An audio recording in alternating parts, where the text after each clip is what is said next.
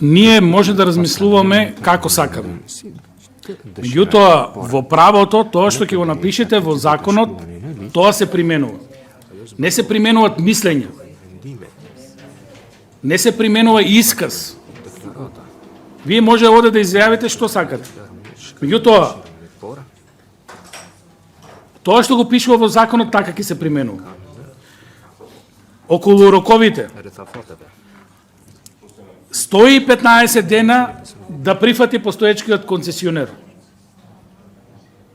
Никаде не реков јас дека после 30, после 50 дена ќе прифати или нема да прифати од денот на отварање. Стои во законот. И па во рок од 15 дена. Од што? Вие рековте од отварање. Вие рековте на отварањето ќе му се даде предлог. Како? Па вие го рековте, еве има стенограми, ќе ви ги дадам после комисијата. Значи, тој писмен предлог, што ќе содржи? Ќе содржи тоа што ќе го напиши комисијата. Никаде не пишува позитивна, негативна критика. Никаде не пишува, ако е предлог од комисијата, никаде не пишува дека задолжително ќе му прати. Што ако комисијата не му прати предлог? Никаде со законот не е регулирано дека тоа не е законски.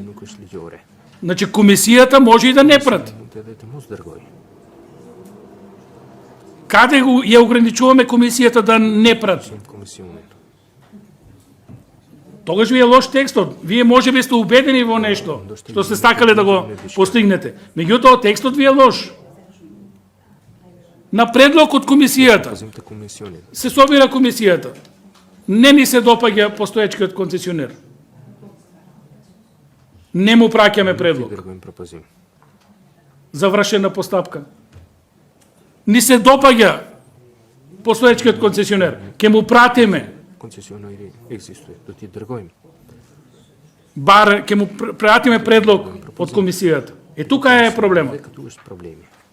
Вие може да го коментирате или да го читате како што сакате. Меѓутоа, проблемот е во текстот. Текстот ќе се применува како закон. Да сте напишале, после таа и таа постапка, комисијата ќе предложи на постоечкиот задолжително, на сите постоечки концесионери, ќе и даде предлог да ја прифатат. А немаме такво нешто во текстот. Затоа тргаме го ова предлог да стои постоечкиот концесионер по дефолт ја има можноста да ја прифати најдобрата економска понуда за рок од 15 дена. И тоа е разликата. Кога ќе се применува овој член, ќе се применува она како што е запишено. Да стоеше уште една реченица. Задолжително на постоечкиот концесионер му се дава можност да ја прифати најдобрата економска понуда, ќе беше јасно. Меѓутоа не стои тоа нигде.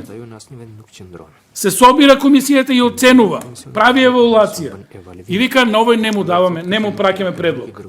Завршена приказка, нема право да ја прифати најдобрата понуда. Јас го коментирам тоа што пишува, не знам што сте разговарале и што е интенцијата на законот. Меѓутоа тоа што го пишува е ова. Комисијата евалуира, ги гледа понудите и вика: што мислите, дали да му дадеме на постоечкиот можност или да не му дадеме? Тоа никаде не ја образуваме комисијата задолжително да му даде на постоечкиот. Напротив, со мојот текст, со амандманот ние бараме задолжително да има можност комисијата, претходниот концесионер, еднакво сите да ја прифатат најдобрата економска понуда. Затоа е проблематичен овој член и затоа овде ќе лежи корупцијата.